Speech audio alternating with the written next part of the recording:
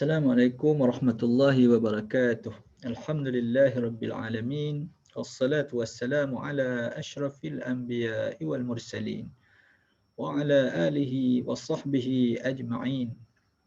Allahumma anfa'na bima 'allamtana wa 'allimna ma yanfa'una wa zidna 'ilma.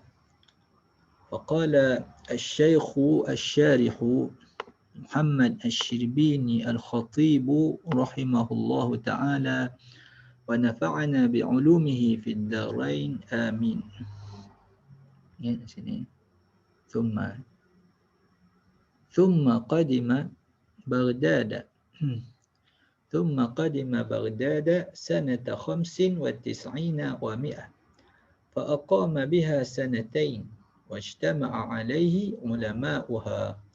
ورجع كثير منهم على مذاهب كانوا عليها إلى مذهبه وصنف بها كتابه القديم ثم عاد إلى مكة فأقام بها مدة ثم عاد إلى بغداد سنة 98 و100 فأقام بها شهرا ثم خرج إلى مصر ولم يزل بها ناشرا للعلم ملازما للاشتغال بجامعها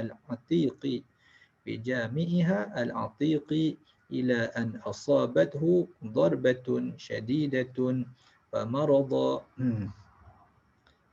بسببها أياما على ما قيل ثم انتقل إلى رحمة الله تعالى وهو قطب الوجود يوم الجمعة سلخ رجب سنة 400 ودفن بالقرافة بعد العصر من يومه وانتشر علمه إلى جميع الآفاق وتقدم على الأئمة في الخلاف والوفاق وعليه حمل الحديث المشهور عالم قريش يملأ طباق الأرض علما.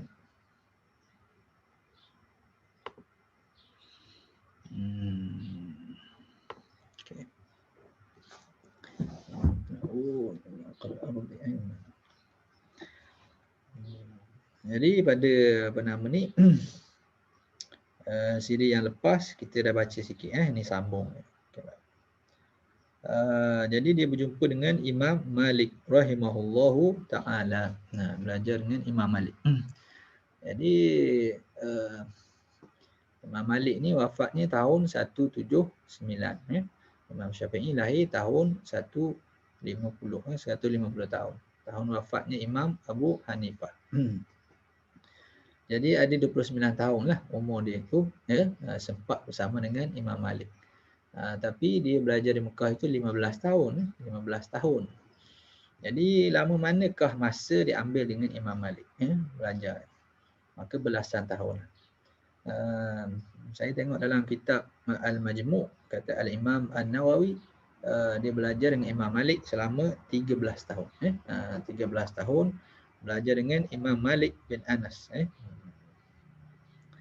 Kemudian lepas daripada itu, maknanya lepas pada wafat Imam Malik, lepas pada Imam Malik wafat, thumma qadima Baghdad, dia pergi ke Baghdad pada tahun 195, 95 wa 100. Jadi sebelum dia pergi ke Baghdad ni, dia pergi ke Yaman dahulu, dia sebagai qadi di sana.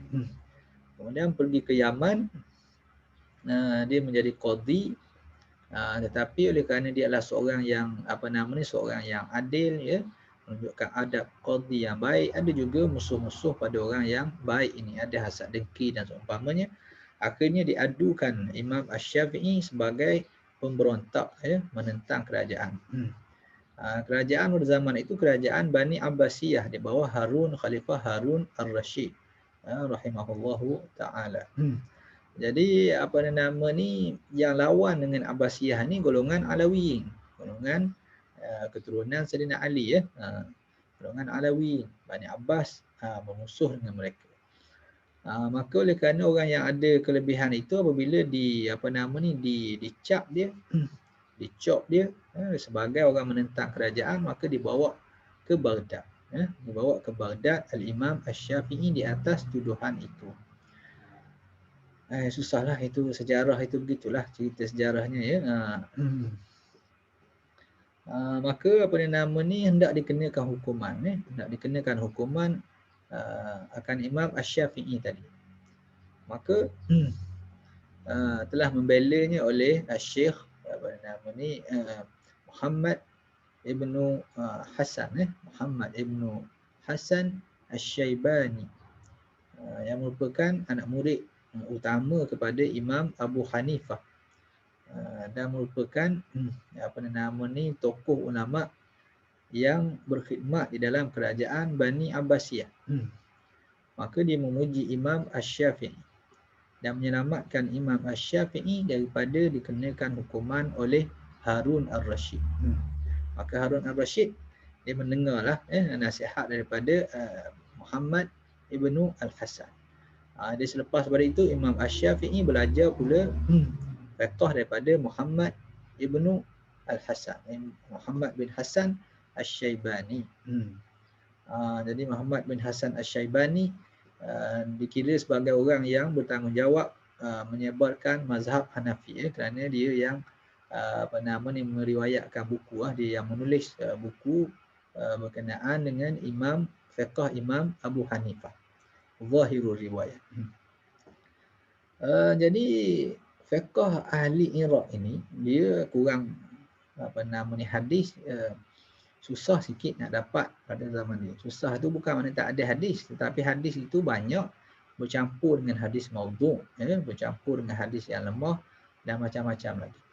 Oleh kerana itu orang di Iraq, mereka itu ketat syarat-syarat di dalam menerima hadis. Tidak seperti di Mekah dan Madinah di tempat Imam Malik. Di situ sahabat-sahabat ramai. Orang-orang yang hendak membuat hadis palsu segera dapat dikesan. Sedangkan di Iraq itu tempat pemberontakan. Banyak orang-orang yang buat hadis palsu dan seumpama. Oleh kerana itu ada syarat yang ketat untuk menerima hadis di Iraq. Oleh kerana itu disebut orang Iraq ini ialah orang fiqhur ra'i, fiqh yang berdasar kepada kefahaman. Hadis-hadis yang sahih, hadis yang kuat, maka mereka istinbatkan berdasar kepada cara qiyas yang sangat luar biasa. Sangat luar biasa. Jadi daripada hadis yang pendek dapat banyak hukum keluar daripada. Berbanding dengan orang Madinah, banyak hukum keluar bersama dengan banyak hadis. Itu lebih sesuai. Hadis banyak, maka begini hadisnya begini, hadisnya begini. Tapi orang di Iraq, dia dapat dengan satu hadis, dia dapat keluarkan banyak hukum berdasarkan pada kaedah istinbat. Ini dipanggil sebagai qiyas. Bukan makna orang Iraq dia menolak hadis, bukan. Itu sebab-sebab dia lah. Okay. Oleh kerana itu pada zaman itu ada dua cara fiqh yang terkenal, iaitu fiqhul Iraq dan fiqhul Al-Madinah. Fiqhul Madinah berdasar pada hadis, dipanggil fiqhul hadis. Yang ini dipanggil fiqhul ar-ra'i, fiqhul ar-ra'i. Maka Imam Asy-Syafi'i belajar fiqhul al-hadis dengan Imam Malik rahimahullah taala dan menghafal kitab Muwatta'. Jadi hadis orang Madinah, orang Mekah, Madinah, hadis Hijaz ada bersama dengan Imam Asy-Syafi'i. Kemudian dia belajar pula cara istinbat, cara istinbat yang mendalam. Qiyas dalam mazhab Hanafi ni dia dalam, mendetail. Maka dia pun belajar juga. Maka dia dapat dua ilmu itu. Maka dipanggil dia sebagai Nasirus Sunnah, Nasirus Sunnah, sebagai pendokong kepada sunnah. Macam mana dia jadi begitu? Kerana cara berhujah mazhab orang Iraq adalah lebih kuat daripada cara berhujah orang di Madinah. Orang Madinah hanya boleh sebut ini hukum, ini hadisnya begini. Kemudian kalau orang Iraq tanya, hadis ini juga memberi makna begini, kalau macam mana nak buat begini. Jadi kurang boleh jawab, kurang boleh jawab kerana mereka itu kurang menumpu kepada dirayah, tapi menumpu kepada riwayah saja, riwayah. Jadi cara begitu menyebabkan kadang-kadang orang Madinah tak boleh jawab. Orang fiqh yang belajar dengan fiqh Madinah tadi tak boleh jawab beberapa persoalan yang kritikal yang ditanya oleh mazhab orang ahli Iraq. Jadi nampaknya macam ashabul hadis tak boleh jawab dan lemah. Jadi bila Imam Asy-Syafi'i dia menggabungkan dua fiqh ini, maka dia pun ada hadis. Jadi orang Iraq dia tak terima hadis tersebut kerana sebab-sebab begini-begini banyaklah sebab dia. Maka dia bentangkan mengikut cara berdebat dan mengikut cara berdalil mazhab Hanafi, menyebabkan pendapat yang ada dalam hadis adalah lebih kuat, adalah lebih dikuatkan dengan riwayat dan dikuatkan juga dengan hujah aqliyah, hujah ra'yi ataupun hujah qiyas tadi. Jadi menyebabkan barulah orang fiqh hadis merasakan dapat kemenangan. Seolah-olah lah ini bukan perang betul ni, perang cara berfikir ittijah fiqhi. Maka oleh kerana itu dianggap Imam Asy-Syafi'i digelar orang sebagai nasirus sunnah, iaitu pendokong pada sunnah yang memenangkan sunnah di dalam fiqh. Tapi kita dah terangkan tadi, bukan makna orang Iraq ditolak hadis, bukan, dia ada hadis dia. Dan orang Kufah ni apa semua sekali ni, dia pun ada ahli hadis di kalangan dia pun ada juga. Tetapi dari segi kecenderungan umumnya, dia lebih mengutamakan cara istidlal, cara qiyas. Itu dia lebih umum dan kenakan syarat yang ketat sehingga menolak beberapa hadis yang sahih juga. Hadis sahih pun ditolak juga. Kerana apa? Kerana pada dia tak sampai, dia rasa tak sahih. Pada dia tak cukup syarat. Kadang-kadang rawinya beramal dengan riwayat yang berlainan daripada apa yang diriwayatkan. Oleh kerana itu ditolak hadis tersebut. Maka Imam Asy-Syafi'i menjawab semua persoalan-persoalan mereka itu, menyebabkan hadis-hadis itu diterima, menyebabkan hadis-hadis itu dikukuhkan. Jadi tidaklah ditolak hadis-hadis yang sahih kerana sebab-sebab atau syarat-syarat ketat yang dibuat oleh ulama ulama di Iraq. Oleh kerana itu seolah-olah madrasah sunnah, fiqh sunnah sudah pun menerima kekuatan yang besar, maka dipanggil dia nasirus sunnah. Nasirus sunnah. Ini dalam bahagian berhujah dengan hadis ahad. Itu perbahasannya panjang. Ahli fiqh ni dia berhujah dengan hadis ahad. Hadis ahad itu ada hadis sahih, ada hadis hasan dan ada hadis yang dhaif. Jadi kalau ahad semua sekali kita tolak, maka tak boleh lah, itu jadi fasik. Jadi fasik. Itu dipanggil dia imam yang menggabungkan dua lah.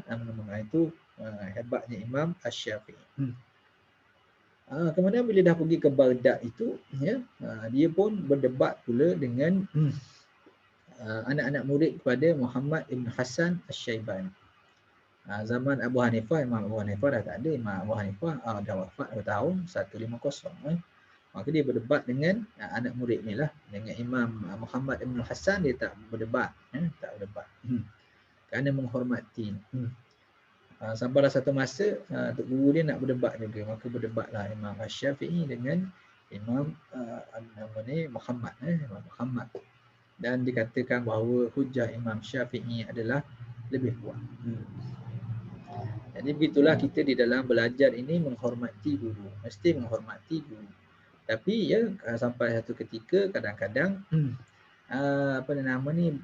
pandangan itu berlawanan, tak sama pandangan. Tapi boleh berdebat dengan cara yang beradab.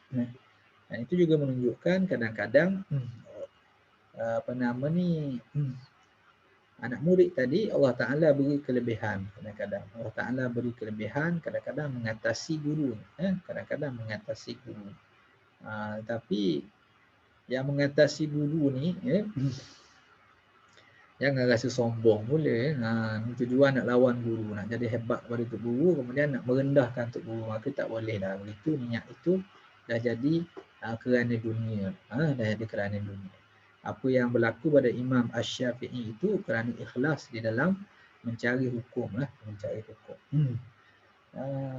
Orang-orang hebat semua sekali itu, orang-orang yang hebat. Imam Muhammad Ibn Hasan pun mujtahid mutlak. Pada kebanyakan ulama menyatakan walaupun dia mazhab Hanafi tapi dipanggil dia mujtahid mutlak.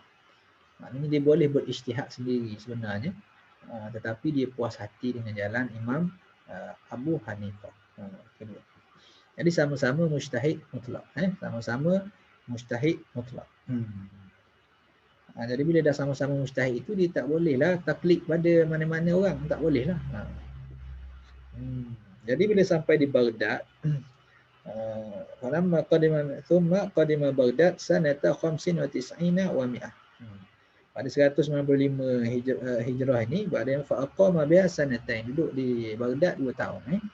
Wajtama'a alaihi ulama'uha. Dan berkumpullah semua ulama berkumpul di atas Asy-Syafi'i, berguru lah maknanya, berguru dengan Imam Asy-Syafi'i. Ini kerana pada zaman itu orang mengutamakan riwayat hadis. Riwayat hadis ni dia ada orang panggil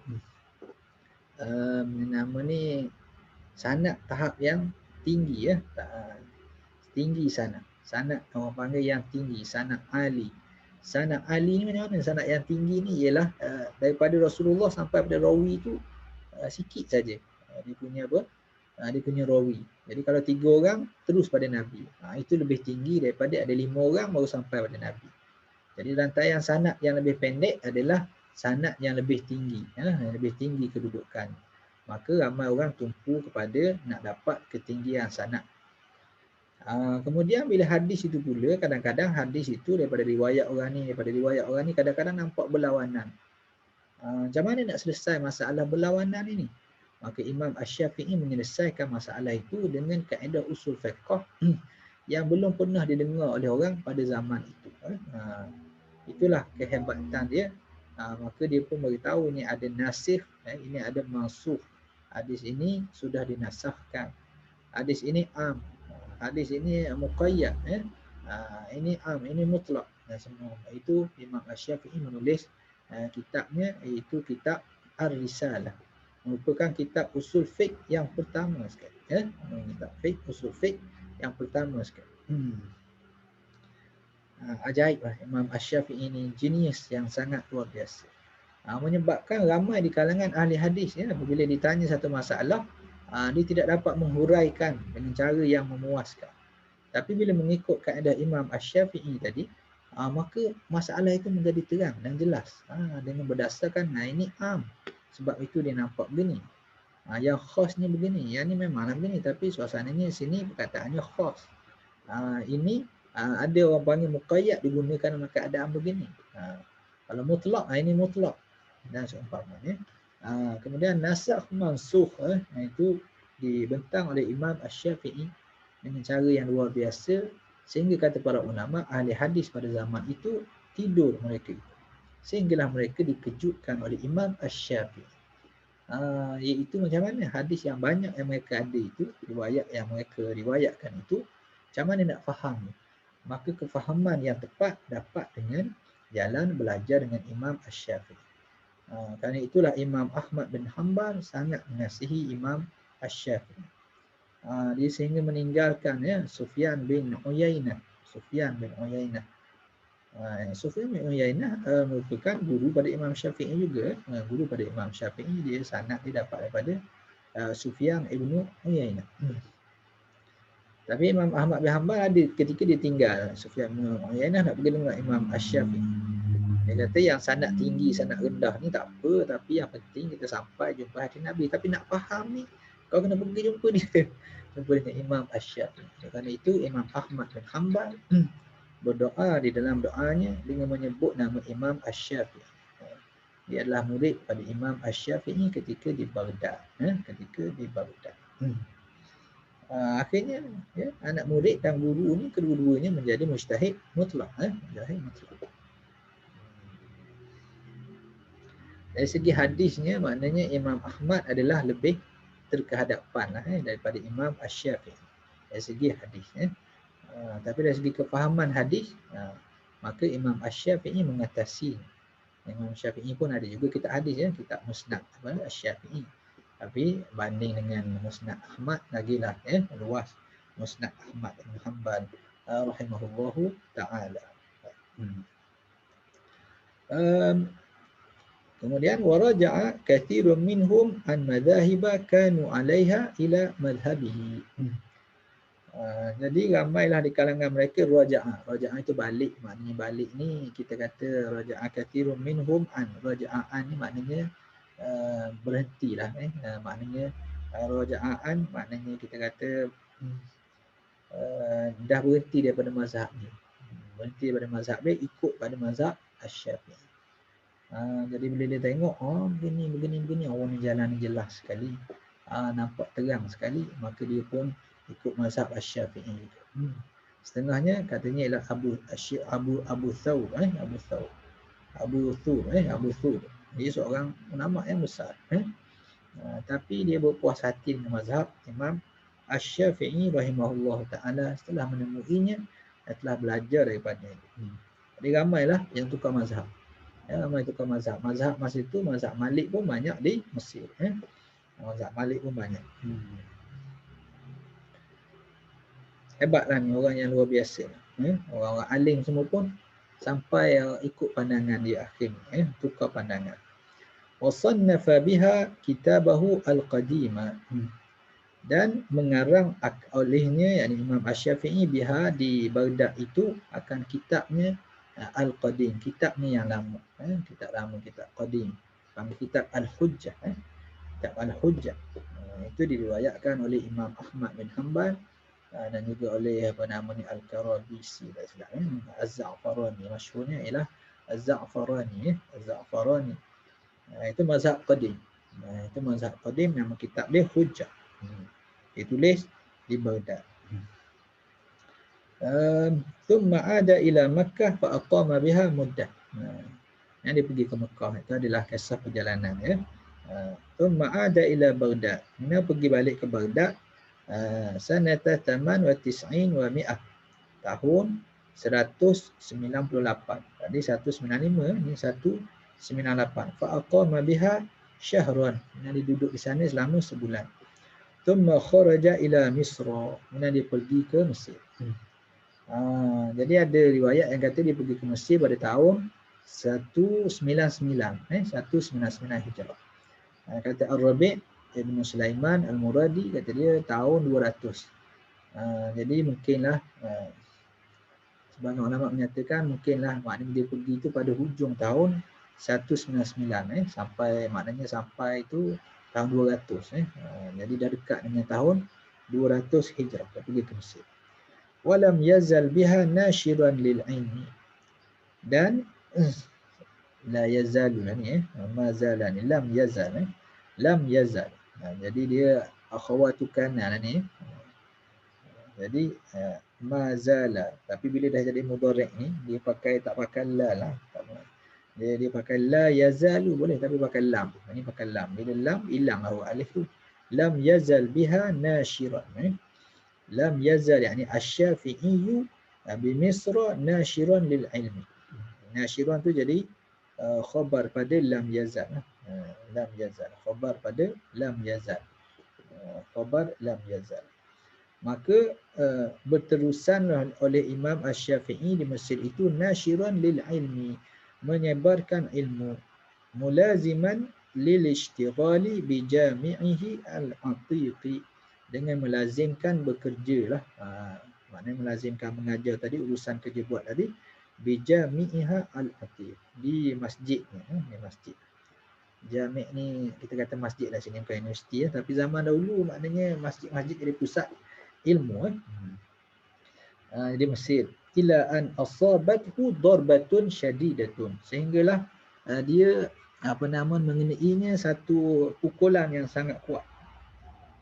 Fa marada bisababiha ayyaman kama qila. Kemudian dia pun sakitlah selama beberapa hari sebagaimana yang diceritakan. Kama qila, sebagaimana yang diceritakan. Tak ceritalah siapa yang cerita tu. Thumma intaqala ila rahmatillahi ta'ala. Kemudian dia pun kembalilah ke rahmatullah. maknanya telah pun wafat. Jadi cerita tentang wafat Imam Asy-Syafi'i radhiyallahu anhu, ada yang menyatakan bahawa dia dipukul, dipukul. Jadi dipukul itu dengan kunci. Dipukul kat mana? Dipukul atas dahi, atas dahi. Jadi kerana ini masalah ta'assub, ta'assub mazhab yang sangat kuat. Jadi itu peringkat awal ni, ta'assub mazhab tu kuat sangat. Jadi ada sebahagian orang mazhab Maliki bila tengok kuat mazhab Syafi'i, maka dia takut hilang mazhab dia. Maka adalah ini masalah al-aqran, masalah apa panggil, akan orang yang sama generasi, tetapi berlainan mazhab. Kadang-kadang menekan orang lain dengan cara yang tidak adil lah, dengan cara tidak adil. Segi ilmiahnya tak boleh dah buat begitu. Jadi suasana tu agak panas. Itu zaman ta'assub mazhab yang kuat juga. Kononnya nak bela mazhab yang tertentu lah. Macam Imam Bukhari juga ada masalah dengan orang mazhab Imam Hanafi. Imam Hanafi. Padahal dia Imam Bukhari. Macam inilah dia, padahal dia Imam Asy-Syafi'i. Imam Asy-Syafi'i. Jadi oleh kerana itu bergaduhlah. Bergaduh itu berdebat bila dia tak boleh berdebat dah, maka menggunakan kekasaran. Kekasaran itu maka pukul Imam Asy-Syafi'i dengan kunci. Itu satu riwayat. Jadi katanya orang yang pukul itu ialah Ashhab, namanya Ashhab Ibn Abdul Aziz, anak murid kepada Imam Malik. Jadi kalau kira dia anak murid kepada Imam Malik, Imam Syafi'i pun anak murid kepada Imam Malik. Jadi katanya ikut riwayatnya ialah Ashhab ini bila dalam sembahyang dia berdoa. Ada orang dengar dalam doa dalam sujud. Allah Alam macam mana dia boleh dengar. Dalam sujud ni baca kuat ke ataupun kebetulan duduk di tepinya. Maka dia berdoa kepada Allah Ta'ala, ya Allah, matikanlah Imam Asy-Syafi'i. Matikanlah cepat Imam Asy-Syafi'i. Kalau dia tak mati cepat, maka akan hilanglah mazhab Imam Malik di Mesir. Jadi kebanyakannya di Mesir kuatlah mazhab Hanafi dan mazhab Syafi'i. Tak kuatlah mazhab Malik sampai. Jadi dia berdoa seperti itu. Dia berdebat dengan Imam Asy-Syafi'i dan dia pun memukul Imam Asy-Syafi'i. Imam Syafi'i sakit selepas daripada itu. Jadi kebanyakan ulama juga menyatakan bahawa cerita ini tidak, kadang-kadang kurang tepat. Dari segi sanadnya tidak tepat dan tidak kena dengan Ashhab itu. Sebagai seorang yang sangat alim, orang alim dan dipuji oleh Imam Asy-Syafi'i. Orang fiqh yang paling alim di Mesir ni, Ashhab Ibn Abdul Aziz. Salah seorang daripada orang yang sangat alim. Cuma adalah ketika-ketikanya kata Imam Syafi'i, bila dia macam hilang akal sikit. Bila dia marah maka dia kurang jadi objektif. Itu maknanya dia. Adalah kekurangan manusia ni, biasalah. Tapi macam tidak menasabah, kita kata Ashhab itu sampai berdoa begitu. Dan tidak menasabah dialah yang memukul Imam Asy-Syafi'i. Tidak menasabah. Walaupun cerita dalam kitab banyaklah yang begitu. Itu Imam Az-Zahabi menyebutkan juga doa Ashhab ini pada Imam Asy-Syafi'i. Tapi dia kata ini biasalah, ada nama ni di kalangan ulama-ulama yang sezaman itu, mereka ada dalam hati dia tak puas hati dengan orang yang tidak sama regu lah. Kita panggil hasad dengki. Itu dalam bahasa Arab panggil hasad. Susah juga kalau kita kata hasad dengki tu maknanya benda yang tak elok sangat lah. Nabi kata hasad kalau ada maka habis segala kebaikan. Tapi ini maknanya sama kawan-kawan yang ialah satu generasi itu kadang-kadang susah juga dia persaingan. Disebabkan persaingan itu menimbulkan perkataan-perkataan yang kurang objektif kepada lawannya.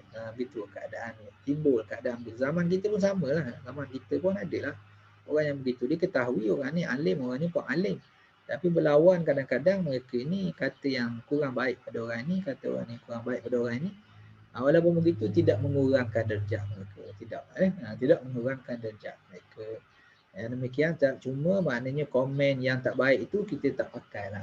Komen sesama sendiri yang sesama sezaman itu kita tak pakai lah. Dia panggil jarhu al-aqran. Orang yang sama zaman yang mencederakan kawan yang lain. Dari segi komen dia yang mencederakan itu kita tak pakai lah komen dia. Tapi kita tak katalah dia pun tak elok. Kita pakai dia sekadar dia. Pakai itu pun baik juga. Tetapi komen orang ni pada orang ni kita tak pakai. Itu dia. Jadi kata dia itu masalah Ashab dengan Imam Asy-Syafi'i itulah masalahnya. Jadi kita tak ambil kira. Walaupun macam mana pun Imam Asy-Syafi'i dan Ashab merupakan orang yang hebat, orang yang tinggi keilmuannya. Dan Ashab ni lepas pada Imam Asy-Syafi'i wafat. Dia pun wafat lepas 18 hari tak salah saya. Dia pun meninggal dunia. Hari lahir dia sama, tahun sama. Imam Syafi'i lahir tahun berapa? Tahun 150, dia pun lahir tahun 150. Jadi dia tua sikit lah. Panjang umur sikit lah pada Imam Asy-Syafi'i. 54 tahun ditambah lagi dengan 18 hari. Tambah 18 hari. Jadi saya pun lebih cenderung pada pendapat bukan Ashab yang tukang memukul Imam Asy-Syafi'i walaupun ada sedikit ketegangan di antara kedua. Kemudian ada juga para ulama menyatakan orang yang pukul Imam Asy-Syafi'i itu bukan Ashab tetapi orang mazhab Maliki juga, tapi orang lain, orang daripada Maghribi. Dan nama dia Allah Taala tidak jadikan dia glamour, tak glamour kawan. Kononnya untuk mempertahankan mazhab Maliki tapi orang mazhab Maliki pun tak kenal sampai dia. Itu maknanya kerana karamah pada Imam Asy-Syafi'i. Itu setengah daripada riwayat. Kemudian kata Imam Ibnu Hajar Al-Asqalani rahimahullah taala, dia lebih cenderung pendapat seperti itu tidak berkuat. Dia lebih cenderung pada pendapat Ar-Rabi' sendiri Ar-Rabi' bin Sulaiman, anak murid kesayangan Imam Asy-Syafi'i rahimahullah taala radhiyallahu taala anhu wa ardahu. Jadi kata dia ialah Imam Asy-Syafi'i ini dia sakit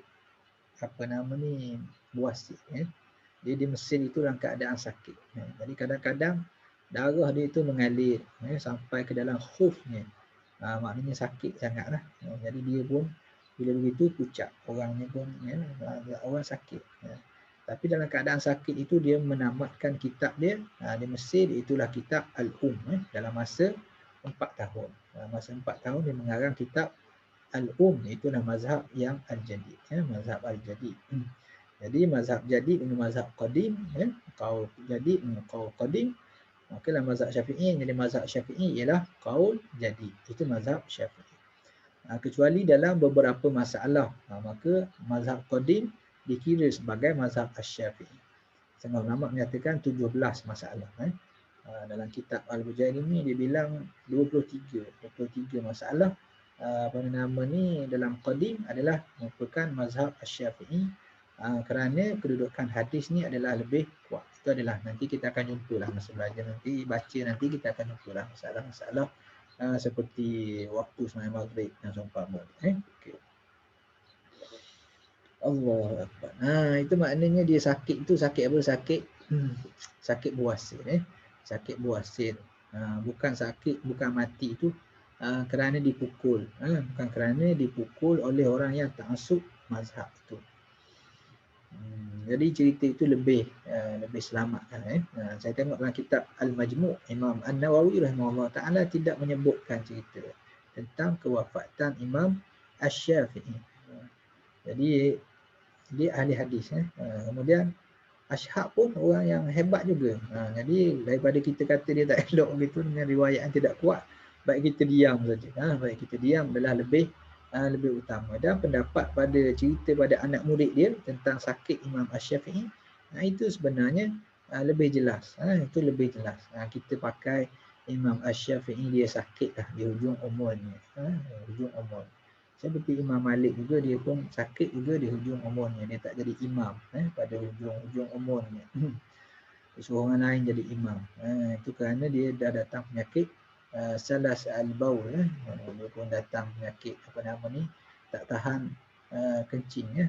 Itu dia.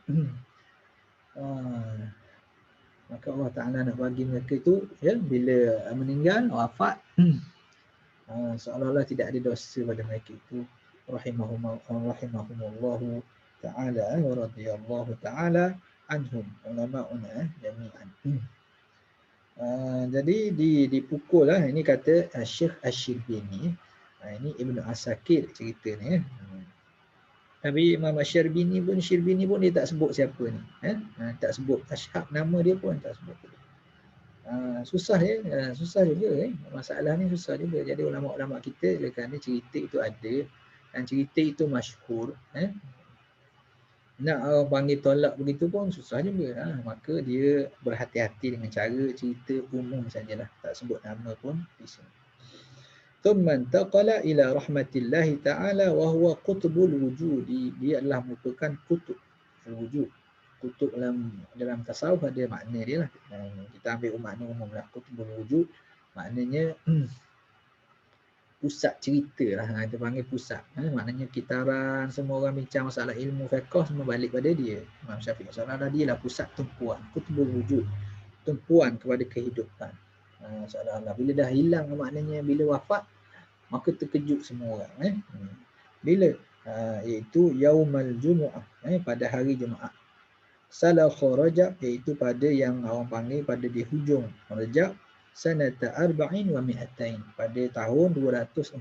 Jadi Imam Asy-Syafi'i umurnya 54 tahun. Umur yang sangat berkat daripada muda ni. Baca Quran setiap hari, satu hari tamat. Dan tulis kitab-kitab dan anak muridnya subhanallah menyelesaikan masalah, berjalan jauh, bermusafir, ramai anak muridnya, menuntut ilmu pun berjalan, mengajar pun berjalan. Subhanallah. Itu adalah satu keajaiban. Orang pun merupakan seorang yang sangat genius, seperti yang kita terangkan dulu. Wa antashara ilmuhu wa dufina bil khurafah. Dan dia disimpan, itu dikebumikan di Khurafah Sughra. Saya pun tak pergi lagi ke Mesir ni. Jadi di sana ada Masjid Imam Asy-Syafi'i. Jadi dia punya maqam dia adalah masyhur. Maqam diketahui orang Imam Asy-Syafi'i. Mudah-mudahan panjang umur, maknanya bolehlah pergi ke sana. Nak pergi apa nama ni lah. Masalah mengambil berkat, mengambil apa itu panjanglah perbahasannya, tapi menziarahi lah Imam An-Nawawi bila dah hujung umurnya. Imam Nawawi pun muda ni, umur 40 saja. Bila dah dia rasa umurnya dah hujung-hujung, maka dia pergi menziarahi makam guru-guru ni. Itu dah jadi macam adab pada para ulama, iaitu menghormati guru-guru mereka. Antaranya ialah pergi menziarahi makam guru-guru mereka dan membacakan doa di sana. Membacakan doa di sana. Kalau ikutnya pergi ke kubur ialah untuk mendoakan kepada si mati dan mengingati mati. Kita pun nak pergi jugalah, rasanya nak pergi ke sana kalau ada kesempatan. Dia khurafah ba'dal asri, selepas daripada sembahyang. Mana dia mati pada malam Jumaat, mati pada hari Jumaat. Kemudian besoknya disimpan di mana, di khurafah tadi, min yaumihi, pada hari Jumaat juga. Pada hari Jumaat, dia mati malam Jumaat, jadi esok tu hari Jumaat lah, malam Jumaat dia meninggal. Mati malam Jumaat ni banyaklah kelebihan ni. Itu ada hadis pula. Okey. Rahimahullah ta'ala. Wa antashara ilmuhu fi jami'il afaq. Maka bertebaranlah ilmunya itu, yakni ilmu Imam Asy-Syafi'i ke seluruh pelosok. Seluruh pelosok dunia. Sampai dekat kita di Malaysia pun bermazhab dengan mazhab Imam Asy-Syafi'i. Wa taqaddama 'ala al-a'immah fil khilaf wal wifaq. Maka dia terdahulu, maknanya terkehadapan di kalangan imam-imam yang lain fil khilaf, dalam urusan khilaf. Kalau ada masalah tak ada khilaf, maka pandangan Imam Syafi'i terkehadapan. Awal wifaq, dan kalau setuju semua sekali pun pandangan Imam Syafi'i terkehadapan itu. Maknanya dia semua orang setuju tapi orang sebut ni Syafi'i pandangan begini, pandangan Imam Syafi'i dahulu. Itu dia. Lebih kurang ini nak cerita apa, nak cerita tentang kelebihan cerita tentang kelebihan Imam Asy-Syafi'i. Maknanya orang yang pendapat yang sangat-sangat luar biasa lah. Orang yang maknanya jadi rujukan lah. Sama ada orang yang setuju ke tak setuju ke kena tengok juga pandangan Imam Asy-Syafi'i. Kena tengok juga. Itu pada zaman Syekh Azhar At-Tantawi, Muhammad At-Tantawi. Jadi Syekhul Azhar, maka dipanggil Dr. Yusuf Al-Qardawi menjadi ahli Hay'ah Kibari Ulama'i Al-Azhar. Sedangkan Yusuf Qardawi adalah orang yang melawan kerajaan. Dan dia pun maknanya jadi buruan pada kerajaan. Tapi Syekh Muhammad At-Tantawi rahimahullah ta'ala, walaupun adalah yang kita tak setuju dengan dia pun banyak juga berkait dengan kuat sangat sokong kerajaan Mesir seperti itu tapi orangnya adalah orang yang mudah-mudahan Allah Ta'ala mengurniakan keampunan kepada beliau, ghafarallahu lahu. Tapi seorang yang sangat baik seorang yang sangat baik dipanggil Yusuf Qardawi, Syekh Yusuf Al-Qardawi menyertai Hay'ah Kibari Ulama'i Al-Azhar. Dia kata kita ginilah, dia kata lebih kurang. Kalau kita tak panggil Qardawi duduk dalam Hay'ah Kibari Ulama' Azhar pun, nanti orang nak tanya berapa pendapat Qardawi. Senangnya duduk sini lah. Rahimahullah ta'ala Syekh Muhammad At-Tantawi. Wa hafizallahu wa hafizahullah hafizallahu Syekh Al-Qardawi. Allah Ta'ala memelihara Syekh Al-Qardawi. Wa alaihi humilal hadithul masyhur. Dan ke atasnya lah, maknanya ke atas Imam Asy-Syafi'i tadilah ditanggung suatu hadis yang masyhur yang menyebutkan, Nabi sebut alimu Quraisyin yamla'u tibaqal ardi ilman. Akan ada seorang alim Quraisy, orang alim daripada kalangan Quraisy. Dia keturunan Quraisy sampai ke Abdul Manaf tu keturunan Nabi Quraisy. Yamla'u tibaqal ardi, yang memenuhi tibaqal ardi maknanya atas muka bumi tadi dengan ilmu, akan memenuhkan atas muka bumi ini dengan ilmu. Ilman tu jadi apa tu? Dia jadi tamyiz yamla'u tibaqal ardi ilman, alimu Quraisyin yamla'u ilmuhu, kalau itu ikutnya ini muhawwal ni yamla'u ilmuhu tibaqal ardi muhawwal min al-fa'il gitu. Orang alim Quraisy yang memenuhi muka bumi dengan ilmu pengetahuan. Hadis ini ditanggung pada Imam Asy-Syafi'i, maksudnya merujuk ataupun balik pada Imam Asy-Syafi'i rahimahullahu ta'ala. Jadi kita ada sikit lagi sini tentang Imam Asy-Syafi'i. Itu ada sikit syair syair. Ini kita baca akan datang. Jadi sekali itu saja. Allahumma anfa'na bil ilmi wa zayyinna bil hilmi wa jammilna bil afiyah wa akrimna bit taqwa wa sallallahu ala sayyidina Muhammadin wa ala alihi wa sahbihi ajma'in. وصلى الله على سيدنا محمد وعلى آله وصحبه وصلى الله وسلم على سيدنا محمد وعلى آله وصحبه أجمعين. السلام عليكم ورحمة الله وبركاته.